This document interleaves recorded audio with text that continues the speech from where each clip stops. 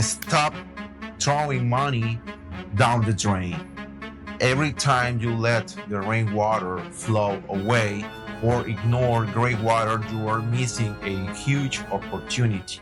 Okay guys, welcome to the second part of my video, how to make your house a bioclimatic home. And this is going to be a complement of the last video. If you haven't seen the previous video, I will leave you the tag here. Okay, so we are going to be exploring other sustainable strategies to enhance your beach house in San Juan del Sur, Nicaragua. So the summary today is going to be focused on harvesting rainwater.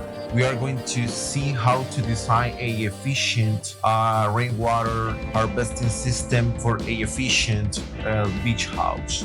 Also, I'm going to show you how to utilize the rainwater for water irrigation for the landscaping, for example.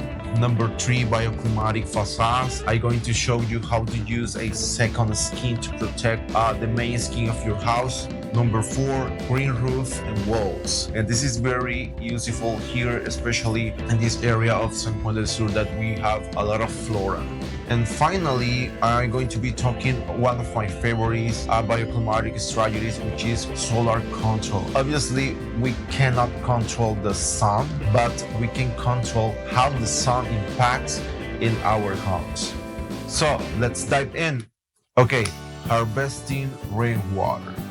Everyone knows that in Nicaragua rains a lot. And when I say a lot, it means a lot of water. So we need to take advantage of that free water. Obviously, potentially we are not going to use that water for consumption, but we have 2 or 3 applications for this type of water. But the question here is, why harvest rainwater? Okay, we have 3 main reasons. The first reason is sustainability. Reduces reliance on municipal water sources. Number 2, cost savings. Lowers water bills using free water from the mother nature. And number 3, resilience. And this means that ensures a water supply during the dry season. And in Nicaragua, specifically for the San Juan del Sur area, we can have a lower supply of potable water during the dry season. This is a very important info you need to know. Now, let's talk about how to design a harvesting water system for the new beach house. Which are the components? Catchment area. This is typically the roof of the houses because this is the best way to collect the rainwater. And obviously we can use some outdoor areas, but it's more complicated to catch the water. So basically the best catchment area is the roof of the houses. Gutters and downspouts. Okay, these are practically channels that direct all the rainwater from the roof to a storage area. First, flush diverter ensures initial runoff, which may contain debris. Storage tanks. This can be a plastic water cistern, which is the common here in San Juan del Sur, and it's what I do recommend because it's not expensive and it's working very good because this type of tanks has 3 layers that protects the water inside and is a heavy-duty material versus a concrete cistern that is going to be more expensive because you are going to be using concrete rebar and you need a more specific maintenance for that. For that reason, I do recommend the plastic water cistern, and you can bury it so you won't see any awful tank around the house. Filtration system. You need to put a filtration system in every downspout, in every gutter of the house to clean the water from impurities, to make this water suitable for various purposes. And finally, we need to install a distribution system, which consists in a pump and pipes that deliver the water to the desired areas. Now, I want to let you know the applications of this harvesting water system for beach houses. Okay, the first application is the laundry. Don't use potable water for laundry. That's incorrect. Let's use the rainwater to clean your clothes, okay? The second option is for car washing. Again, don't use the clean water, which is expensive. I'm not just talking about the cost. If not that, in the future, the water is going to be less. So let's use the rainwater to wash your car. Also, you can install a landscaping irrigation system. You need to put faucets in strategic points and then use a irrigation system. So practically, you won't waste potable water to keep your garden lush. And that's a very good point here. Okay, the second point that for me as a bioclimatic architect is very important is utilizing the gray water for landscaping. But what is gray water? Okay, it's the waste water that is coming from the showers, sinks, and laundry. So even when you are using the harvesting rainwater for laundry, you can utilize that water again for a gray water irrigation system for landscaping. It's not that great, but remember, it's just for the sinks, the showers, and the laundry, non-toilet, okay? So the benefit of this rainwater system is that you are going to reduce the fresh water consumption for the plants, for the landscaping. But obviously this is just going to be using for the landscaping because this is a different system of irrigation, okay? It's a drip irrigation system, by the way. Now, how do you set up a rainwater system? First of all, you need to get these components. Collection pipes. You need to capture gray water from various locations. For example, all the showers, all the sinks, the laundry room. I don't know if you have pets and have a shower just for them, use it as well. And also you need a surge tank, and this tank is going to allow you to capture the water temporarily. Then you need another special filtration system because this is different from the rainwater, like I said, so you will have more impurities, more dirty. So we need a special filtration system as well, which is going to remove the particles to prevent clogging in the irrigation system for landscaping. And finally, you need a distribution network. You need to analyze, first of all, the size and the type of landscaping you have. This way you can strategically put the irrigation system, which is going to working by a drip system, because this is more efficient. Every drop is going to be slowly providing clean water to the plants. So this way you are going to have always a green landscape, even during the dry season. That's the best part of this. Okay, once you have installed all these components, you need to make sure that you don't have any leak issues in the network distribution, because remember that this is not rainwater, this is gray water. Okay, so you can have bad smells through the house if you don't install properly this system. So watch out with this, be careful. Okay, the next point that I want to talk to you is the bioclimatic facades for sun protection. We need to understand the bioclimatic facades. The main purpose of a bioclimatic facade is to reduce the heat inside the house, blocking the sun directly. So we can say it's a second layer of protection. So how to design a bioclimatic facade? Obviously, we need to use resistant materials that reflects or absorbs the sunlight, and we need to separate this second layer through a special structure that minimizes the transmission of heat through that structure. So I have 3 suggestions for this. The first one is to use a double skin facade. You will have the first layer and then we can have an air gap. This is going to delays the transmission of heat to the main layer, which is the main wall of the house, which commonly is concrete or carpenter panels, for example. Or instead to using the air gap, you can use foam as well. Other type of element is shading devices. This can be pergolas, sun breakers, or some type of perforated metal or wood that is going to block the sun inside. But remember, if you are going to use louvers as a sun breaker, you need to install a screen behind, because if you don't install this, you will suffer a lot of mosquitoes, because San Juan del Sur is practically in the jungle. Use reflective materials as well in the facades and also in the roof. That's the reason why I always use white color for the roof. If you have been following me from a while, when I'm using a metal roof, I always use the white color. But watch out, don't use a very reflective material, because if not, you will affect the eyes of the neighbors behind or around the house. So in this case, I always use a matte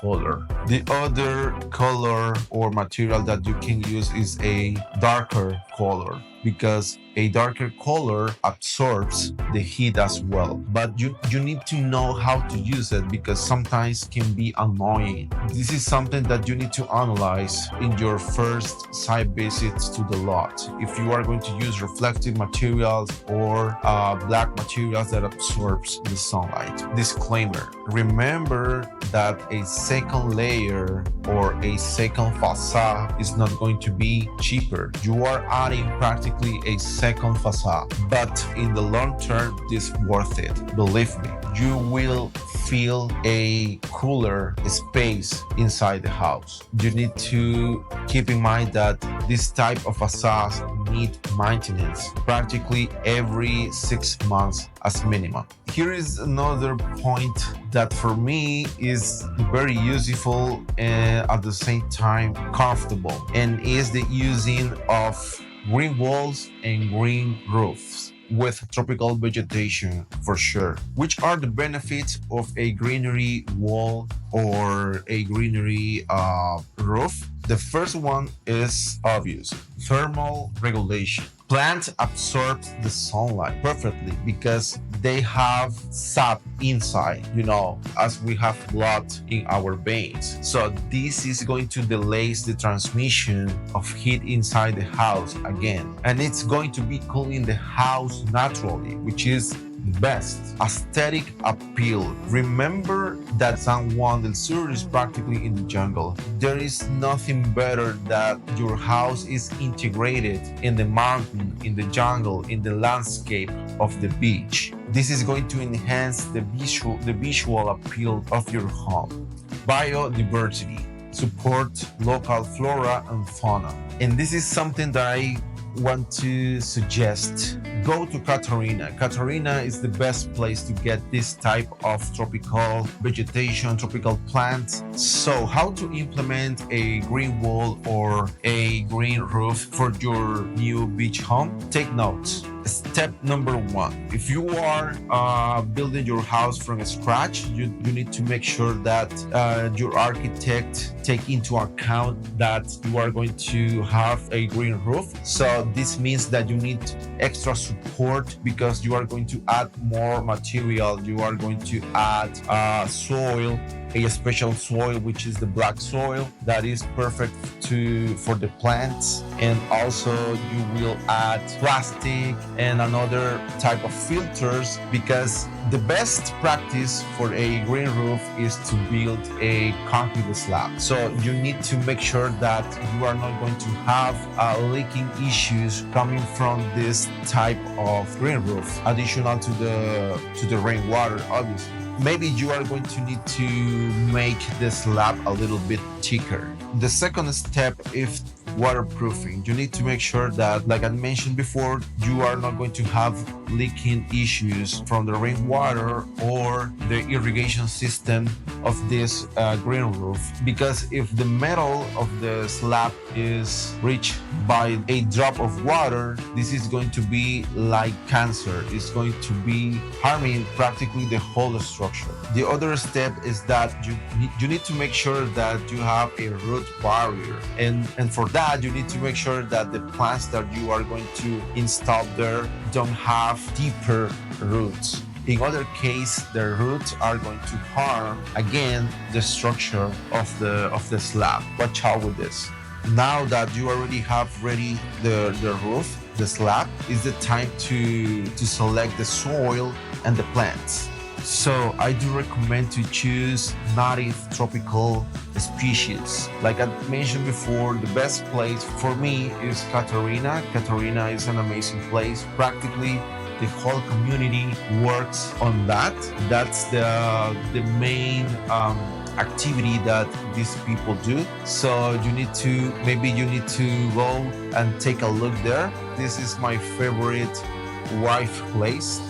And finally, you need to install a irrigation system. You can use the harvesting rainwater system. For me, this is the perfect option. Make sure that you have a very good slope in the slab and a very good drain to get rid of the extra water. Remember to put a plastic layer to protect the slab as well. But as you can see, all the bioclimatic strategies are practically connected. That's the main reason why I decided to study this type of architecture. Okay, now let's talk about solar control with brise soleil and optimal windows. First of all, brise soleil means sun breaker. It's a French term. And what's the main function of a brise soleil or sun breaker? Is to deflect the sunlight directly, reducing glare and heat inside the house. So we can design a lot of type of sun breakers. We can design horizontal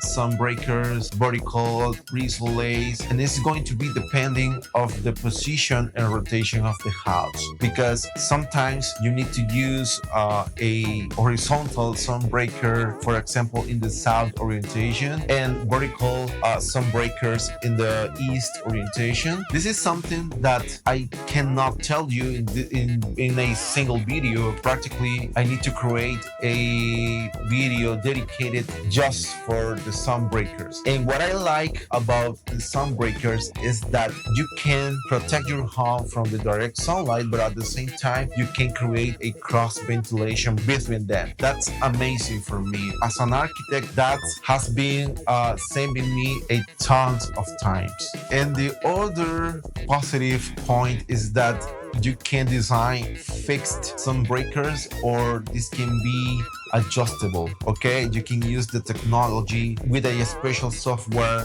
that calculates when is the sunset. So for example, the horizontal brise soleil is going to get down a little bit, or the vertical sun breakers are going to tilt a little bit to the right, something like that. How to select the correct type of windows for your new beach house? There are a tons or type of windows, but you need to use each type depending of the location of the house, the rotation of the house, the sun position as well, the sun path analysis. But for me, the best windows, talking about cooling effect, is the louvered windows. And you can use a glass louvered windows or a wooden louvered window. For me, it's not a aesthetic proposal, but if we use wood, this is going to be a little bit nicer. And like I said before, you can use a